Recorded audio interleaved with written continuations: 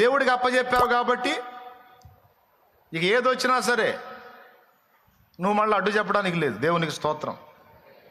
దేవుడికి అప్పచెప్పావు, కొన్ని రకాల పనులు గందరగోళంగా నీకు అనిపిస్తాయి, అయినా సరే నువ్వు కంగారు పడకూడదు.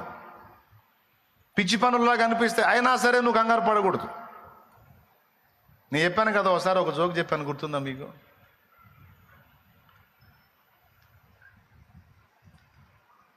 నేను చెప్పిన మాట వింటే కోటీశ్వరుని చేస్తానని ఒకడు తిరుగుతున్నాడంట రోడ్డు మీద పిచ్చోళ్ళలాగా. నేను చెప్పిన మాట వింటే కోటీశ్వరుని చేస్తాను, నేను చెప్పిన మాట వింటే ధనాధిపతిని చేస్తాను, నా మాట వింటే ధనాధిపతిని చేస్తానని రోడ్డు మీద తిరుగుతున్నాడంట, పిచ్చోళ్ళలాగా ఉన్నాడంట. ఒకడు రోడ్డు మీద తిరుగుతూ ఉంటే ఎవడు పట్టించుకోలేవాడిని, ఇట్లాంటి మాటలు మాట్లాడాడు. ధనాధిపతిని చేసే సీన్ ఈడుకుంటే ఈడెట్టెందుకుంటాడు పిచ్చోళ్ళలాగా, ఎవడో పిచ్చోడు పోనీరా అనుకున్నారు.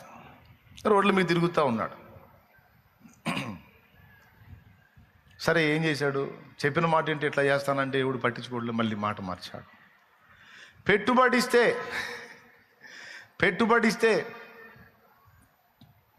కోటీశ్వరుని చేస్తాను తిరగటం మొదలుపెట్టాడు. పెట్టుబడిస్తే కోటీశ్వరుని చేస్తా.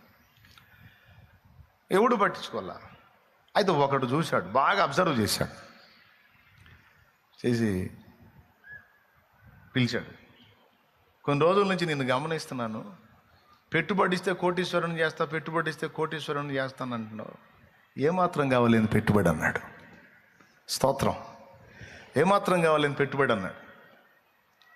నేను అడిగినంత ఇవ్వాలి. ఆయన ఇల్లు చూశాడు, ఆ పరిస్థితి అంతా చూశాడు.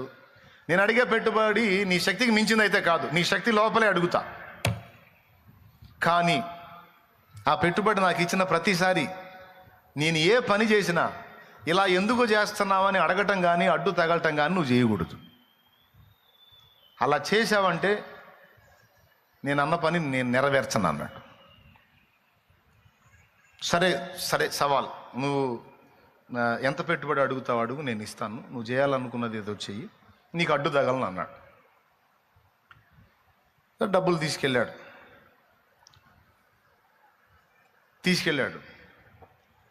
కొద్ది రోజుల తర్వాత మళ్ళీ వచ్చాడు. మళ్ళీ డబ్బులు కావాలి పెట్టుబడి అన్నాడు. ముందు తీసుకెళ్ళావుగా, ఏం చేసావు అన్నాడు. అడగొద్దని చెప్పాగా అన్నాడు. అడగొద్దంటే నేను ఏదో తప్పు పట్టడానికి డబ్బులు ఇవ్వకుండా ఎగ్గొట్టడానికి కాదు, ఇచ్చేది ఖాయం. మామూలుగా ఏం చేసావనంటే పేడ కొనాలి అన్నాడంట. ఏంటిది? పేడ గేదెలు వేస్తాయిగా పేడ కొనాలి అన్నాడంట. పేడ కొన్నావా? పేడేం చేసుకుంటావు? ఇతని పనోళ్ళు చెబుతూ ఉన్నారు, వాడు మెంటలోడు సార్, వాడు పిచ్చోడు, వాడికి డబ్బులు ఇచ్చారు, మీరు ఇస్తానని మాట కూడా ఇచ్చారు, ఇప్పుడు చూడండి వాడు పేడ కొన్నాడంట. అరే నేను మాట అన్నాను తప్పనరా, వాడు పేడ కొన్నాడో లేదా ఇంకోటి కొన్నాడో నాకు అనవసరం, వాడికి మాట అన్నా కాబట్టి ఇచ్చేది అని మళ్ళీ డబ్బులు ఇప్పించాడు. మళ్ళీ పోయి కొద్ది రోజులకి వచ్చి మళ్ళీ డబ్బులు కావాలన్నాడు. మొన్న తీసుకెళ్ళావుగా అన్నాడు. తీసుకెళ్ళాను, నేను అడిగితే ఇవ్వాల్సిందే నువ్వు. సరే అంతకుముందు పేడ కొన్నావు, మరి ఇప్పుడు ఏం చేసావు, మొన్న తీసుకెళ్ళి ఏం చేసావు అన్నాడు. ఎగ్గొట్టడానికి కాదు, డబ్బులు ఇస్తా, ఏం చేసావు అని తెలుసుకుందామని. పిడకలు చేసాలే అన్నాడు. ఏంది పిడకలా? ఓరే తెలివి తగలే, పిడకల వ్యాపారం చేయటానికా అనుకున్నాడు. వాళ్ళు చెప్పారు, వాడు ఏందో పేడ అంటున్నాడు, పిడకలు అంటున్నాడు. ఏం సార్ మీరు ఇన్ని డబ్బులు ఇస్తా ఉన్నారు, మాట అన్నారా, తప్పేం లేదని. పోయాడు. మళ్ళీ కొద్ది రోజుల తర్వాత వచ్చాడు, డబ్బు కావాలన్నాడు. మళ్ళీ డబ్బులు ఇచ్చి ఈసారి దేనికి అన్నాడు. పని కూడా వింటున్నారు, పేడ కొన్నాను, పిడకలు చేశాను, తగలబెట్టాలి అన్నాడు. ఏంది తగలబెట్టాలి? అందుకు అన్నాడు. తగలబెట్టాలా? మేము చెప్పలేదా సార్? వాడు పిచ్చోడు సార్, ఊరు మొత్తం వాడిని వదిలేశారు, నువ్వు వాడిని పట్టుకొని ఏంది సార్, నువ్వు పేడ కొన్నాడంట, పిడకలు చేసాడంట, తగలబెట్టాలంట. తగలబెడితే ఇంకేం మిగిలిద్దండి? పిడకలన్నా ఉంటే ఎవడన్నా కొన్ని ఏదన్నా ఇంట్లో వంట చెరగ్గా వాడతారు, చచ్చిపోతే ఆ దినాలుగా వాడతారు. ఇప్పుడు ఏం చేయను, వాడు బూడిద ఏం చేస్తాడండి, కాల్చి బూడిద చేస్తాడండి, ఇయ్యవాకండి అంటారు. మాట అన్నాను రా, వాడు ఏం చేసిందో పిచ్చి పని అయినా సరే నేను ఇక అడ్డు తగిలేదు. ఇక పోయాడు, 4వ రౌండ్ వచ్చాడు. డబ్బులు కావాలన్నాడు. అయ్యా పేడ కొన్నావు, పిడకలు చేసావు, బూడిద చేసావు, ఇంకెందుకు అన్నాడు. ఇంకెందుకంటే అదంతా ఊళ్ళో లేకుండా సముద్రం ఒడ్డును పోయటానికిలే అన్నాడు. బూడిది ఆడుంటే ఏమయ్యా, దాని ఊళ్ళో ఉన్నాయి కూడా ఆ సముద్రం ఒడ్డును చేర్చాలా,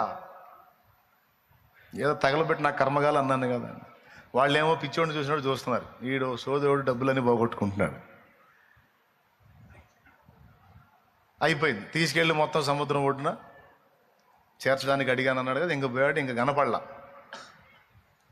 కొద్ది రోజుల తర్వాత, ఇంకొన్ని రోజులు ఎక్కువ టైం తీసుకున్న తర్వాత మళ్ళా కనపడ్డాడు. కనపడన్నాడు, ఈసారి చివరిసారి ఇంకొకసారి డబ్బులు అన్నాడు. 5వసారి ఎందుకు, ఏం లేదు, సముద్ర ఒడ్డును చేర్చిన బూడిద సముద్రంలో పోయాలి అన్నాడు. అది ఖచ్చితంగా మెంటల్ పనే కదా, మీరు చెప్పండి, మెంటల్ వాళ్ళ పనే కదా. ఈసారి సముద్రంలో పోయాలి అన్నాడు. వాళ్ళందరూ గొల్లుమల్లి లేచారు. నేనేం పట్టించుకోలే. అరే వాడు పోసి ఈ దెబ్బతో ఇది ఆఖరి అన్నాడుగా, ఎవరిని రాని ఇచ్చేశాడు. వెళ్ళేటప్పుడు చెప్పాడు, వెళ్తున్నాను, కొద్ది కాలం తర్వాత నేను కలుస్తాను, సెలవు అన్నాడు. పోయాడు, చాలా రోజులు కనపడలా. ఇక రోజు వీళ్ళు తిట్టడం మొదలు పెట్టారు. ఎన్ని డబ్బులు పాడు చేసావయ్య గారు, ఎన్ని డబ్బులు పాడు చేసావు గారు, పిచ్చోడు మాట నమ్మి అడ్రస్ లేడు వాడని. తర్వాత కొన్ని రోజుల తర్వాత కనపడ్డాడు. కనపడి ఈసారి డబ్బులు అడగల. ఏమన్నాడు తెలుసా, నమ్మకమైన కొంతమంది పనివారిని ఏర్పరచుకోమన్నాడు.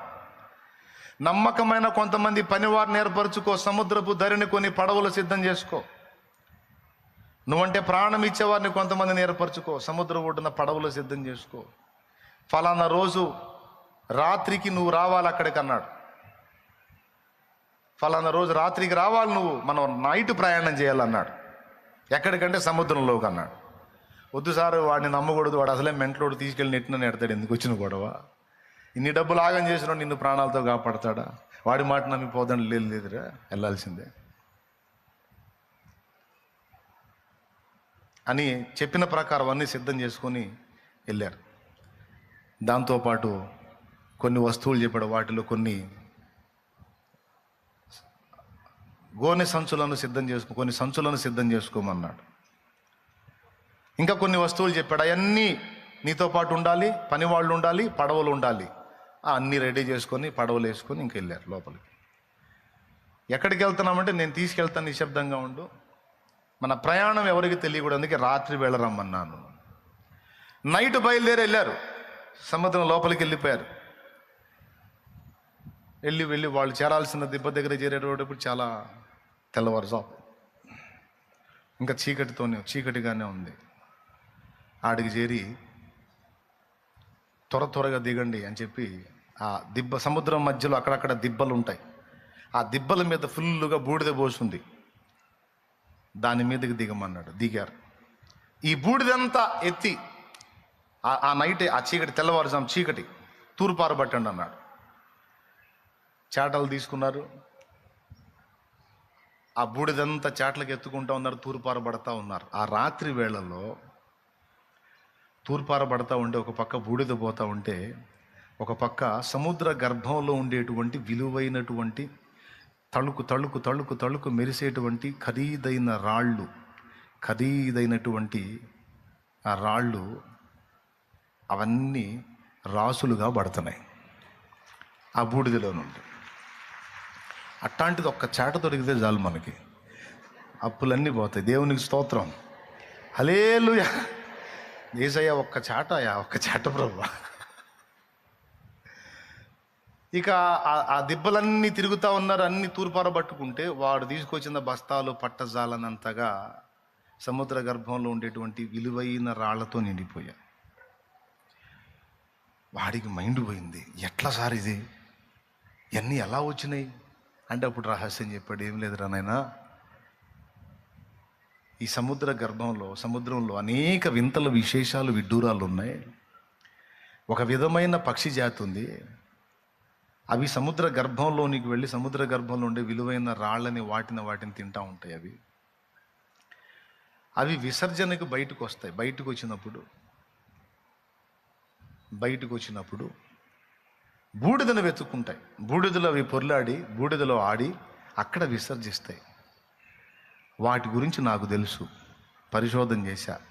ఆ పరిశోధనలోనే అయిపోయా. స్తోత్రం. నా జీవితం అంతా దానికే ఖర్చు పెట్టా. ఇప్పుడు నేను అనుభవించేది ఏం లేదు, నా వయసు మారిపోయింది. కాబట్టి నా మాట విని నన్ను నమ్మి నా మాట యందు విశ్వాసం ఉంచేవాడిని కోటీశ్వరుని చేయాలనుకున్నాను. నా మాట నువ్వు విన్నావు, ధన్యుడివయ్యావు. ఊర్లో తిరిగి ఎన్ని రోజులు చెప్పినా ఎవడు పట్టించుకోవాలా, అందుకే వాళ్ళు దరిద్రులాగా ఉన్నారు. నువ్వు విన్నావు, ధన్యుడివయ్యావు. నేను చెప్పినట్టు ఇదిగో ఇవన్నీ కూడా ఇంటికి చేర్చుకోమన్నాడు. అట్టంటోడు ఒక్కడు తగిలితే బాగుండు మనకి. స్తోత్రం. హల్లెలూయా. ఆ పక్షులు వచ్చి ఇలా చేస్తాయి. అందుకే నేనేం చేశానంటే, ఎక్కడో శ్మశానంలోకి వెళ్ళి అక్కడ బూడిదలో అవి చేసి విసర్జిస్తే అక్కడ ఏదో దొరకటం కాదు. అవి ఇష్టపడే బూడిదను వాటికి సమీపంలోనే చేర్చినప్పుడు అవి తరచుగా వచ్చి అందులో అవి ఆడి విసర్జించి వెళ్ళినాయి ఆ రాళ్ళని. అదిగో అవన్నీ కూడా ఇప్పుడు నీకు ఉపయోగపడతాయి, పో, ఇక వాటి వెల ఇంతని చెప్పలేం పొమ్మన్నాడు. అద్భుతంగా ఉంది కదా. అరే, ఒక మనిషి మాట మనిషి వింటేనే, ఒక మనిషి మాటకు మనిషి విధేయత చూపే విశ్వాసం నుంచి అప్పచెప్పుకుంటేనే వానికి అంత అవకాశం దొరికినప్పుడు, మరి జీవం గల దేవుడు, నిజమైన దేవుడు, అన్నిటినీ ప్రతికూలతలను కూడా అనుకూలంగా మార్చగల సమర్థుడైన దేవుడు, ఆయన మాట విని మనం బలిపీఠం ఎక్కితే ఆయన మన జీవితాల్లో అనుమతించే పనులు కొన్ని పిచ్చి పనుల్లాగా నీకు అనిపించవచ్చు. దేవుడా, ఎందుకు ఇలా అవుతుంది, ఎందుకు ఇలా జరుగుతుంది, ఎందుకు ఇలా చేస్తున్నావు అని నీ జీవితంలో ఎదురయ్యే పరిణామాలను బట్టి నువ్వు ప్రశ్నిస్తుండొచ్చు నీ మనస్సులో. కానీ గుర్తుపెట్టుకో, దేవుడు ఎప్పుడూ పిచ్చోడు కాదు. ఒకవేళ నువ్వు అనుకున్నట్టు దేవుడి దగ్గర ఏదన్నా పిచ్చితనం ఉంది అంటే ఆ పిచ్చి కూడా ఈ భూమి మీద అత్యంత మేధావులైన మనుషుల జ్ఞానం కంటే జ్ఞానం గలది. కొడితే గట్టిగా